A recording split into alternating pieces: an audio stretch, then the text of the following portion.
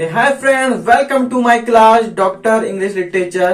तो फ्रेंड, ये doctor English literature मैंने ऐसे लिखा है क्योंकि आपने देखा बहुत से लिटरेचर की क्लास आप यूट्यूब में पढ़ते होंगे, बट मेरी जैसी आज जो मैं क्लास आपको बताऊंगा इंग्लिश लिटरेचर में, इसमें नेट के जो भी क्वेश्चन होंगे फर्स्ट और सेकंड पेपर जो भी अवेलेबल होगा इंग्लिश में, मैं आपको अवेलेबल कराऊंगा। और मैं डेली ये क्लास डेली चलेगी, कोई भी नॉन स्टॉप ये क्लास है।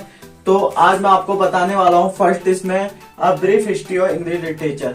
आप जब भी इंग्लिश लिटरेचर अगर शुरू करते हो तो उसमें पहले ही होती है डेट, और आपको डेट पता होंगी तब जाके आपको इंग्लिश लिटरेचर में थोड़ा स्ट्रॉन्ग जो आपकी नॉलेज होगी वो बन जाएगी।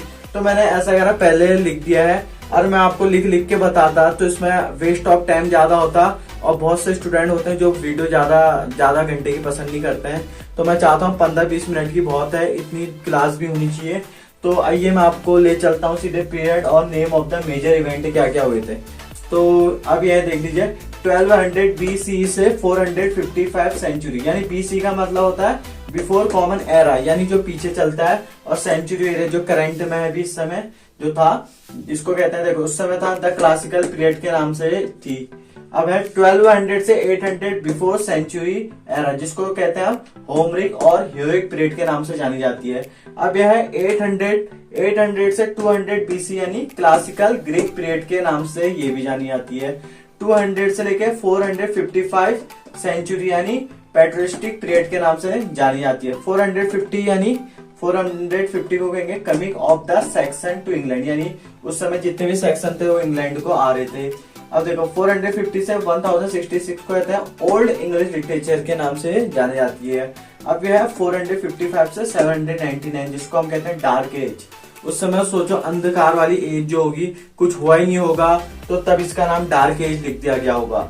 अब नेक्स्ट है नाउ 650 से 850 को नॉर्थ वेरियन लिटरेचर फ्लोरेज के नाम से जानते हैं। अब यह 650 को 1100 यानी एंग्लो सैक्सन लिटरेचर के नाम से भी जाना जाता है। 991 को द बैटल ऑफ मेल्ड्रोन के नाम से जाना जाता है। अब है 1013 यानी 1013 से 1042 को डेनिश पीरियड, यहाँ पर तुम्हें दिरेज जैसा लग रहा हो लेकिन डेनिश पीरियड है। अब 1066 को नॉर्मन कॉन्क्वेस्ट के नाम से जाना जाता है, अब जिसको हम बैटल ऑफ हेस्टिंग एंड स्टमफोर्ड भी कहते हैं। अब है 1066 को से 3050 the Anglo Norman period middle age.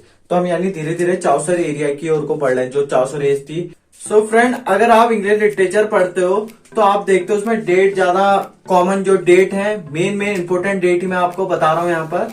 तो आप देखते हैं 1066 से 1500 तक ये आया था आपका मिडिल इंग्लिश लिटरेचर। इसमें मिडिल इंग्लिश लिटरेचर है, अभी हम आगे पढ़ेंगे बाद में।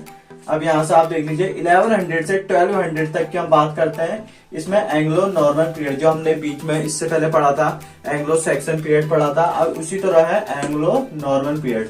अब यहीं से हम चलते हैं 1200 से 1485 तक, यह आता है लेट और हाई मेडविल पीरियड, जो उसमें पीछे का हम बात करते हैं हाई मेडविल पीरियड इसमें आया था। अब 1337 से आप देख लीजिए beginning of the 100 year war, जैसे आजकल वॉर हो रहे हैं रूस और यूक्रेन, इन दोनों के बीच में वॉर हो रहे हैं, उसी टाइम में भी वॉर चल रहा था, बहुत भयानक वॉर था, उसमें भी लोगों की जान जा रही थी।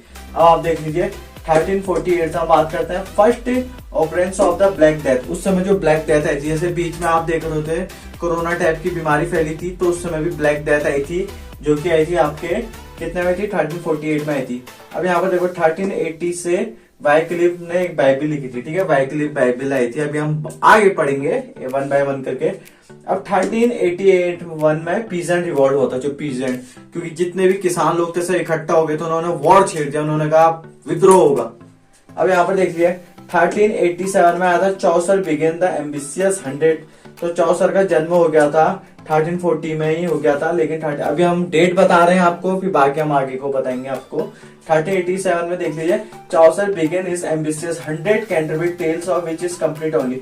वो चाहता था कि मैंने 100 पोम्स लिखनी है, 100 जो भी उसमें लिखना है, बट उसमें कितनी कंप्लीट कर पाया, ओनली 24 जो कैरेक्टर थे उन्हीं के बारे में वो कंप्लीट कर पाया। बाकी फिर लोग सोचते हैं क्योंकि उसका वर्क वहां पर इनकम्प्लीट होता है, क्योंकि वहां पर उसकी डेथ हो गई थी, उसने बहुत बड़ा प्लान बनाया था। वो चाहता था कि अगर मान लीजिए 100 लिख देता, और इंग्लिश नेट में आप सोचता पढ़ते पढ़ते थक जाते, बहुत ज्यादा कैरेक्टर आपको पढ़ने पड़ते हैं, बट 24 से हमें अभी सेटिस्फाई होना पड़ेगा। अब यहाँ पर आप देख लीजिए 1400 में क्या है, डेथ ऑफ चाउसर, चाउसर की डेथ हो गई थी। और यहाँ पर मर्डर ऑफ रिचर्ड सेकंड, जिसमें चाउसर ने एडवर्ड था, रिचर्ड सेकंड, हेनरी फोर्थ जो थे उस समय के किंग, तो उसी में थे जो रिचर्ड सेकंड, उनकी डेथ भी हो गई थी। सो फ्रेंड, क्लास में मजे आ रहे हैं कि नहीं आ रहे हैं आपको डॉक्टर इंग्लिश लिटरेचर में? तो फ्रेंड्स, अब ये थोड़ी सी डेट और बची है, मैं आपको ये भी बता देता हूँ कौन, क्योंकि मेन मेरा इंपॉर्टेंट मैं आपको बता रहा हूँ, ये इंपॉर्टेंट ही पूछी जाती है, ये नहीं कि बीच बीच में बॉर्न भी है, बट मैं बता नहीं रहा हूँ, मेन चीज बता रहा हूँ आपको, और जिसके बॉर्न ज्यादा इंपॉर्टेंट होंगे वही मैं आपको बताऊंगा। तो आप देख लीजिए 1415 में हुआ था बैटल ऑफ एग्नीकोर्ट, तो उसके जस्ट बाद 1455 में हुआ the first battle of the war of रोसेस। War of रोसेस यानी दो उस समय के किंग हुआ करते थे, उनकी जो पार्टी, जो फैमिलियां हुआ करती थी, यॉर्क एंड लैंकेस्टर, उन्हीं के बीच में होता। तुम आजकल देखोगे इसमें मूवी भी बनी है वॉर ऑफ रोसेस, अगर यूट्यूब में आप सर्च करते हो तो इसमें मूवीज भी आपको देखने को मिलेंगी।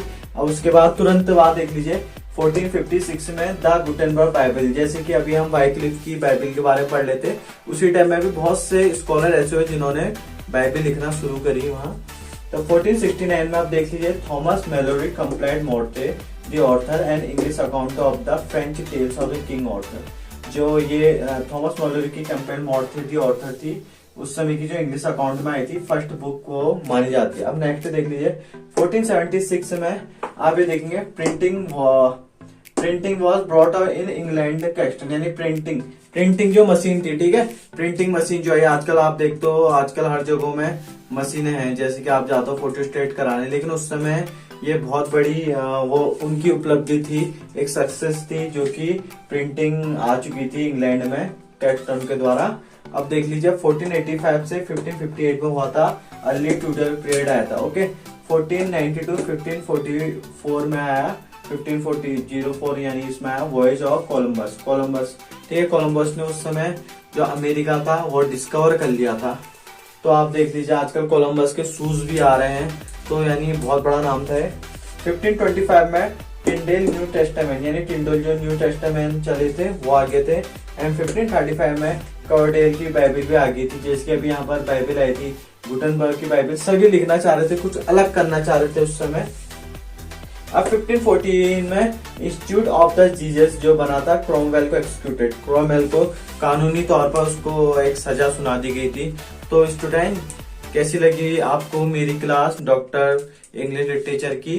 तो फ्रेंड्स, जाते जाते मेरे चैनल को सब्सक्राइब और शेयर करना। तो मिलते हैं नेक्स्ट क्लास में, तब तक के लिए थैंक यू सो मच।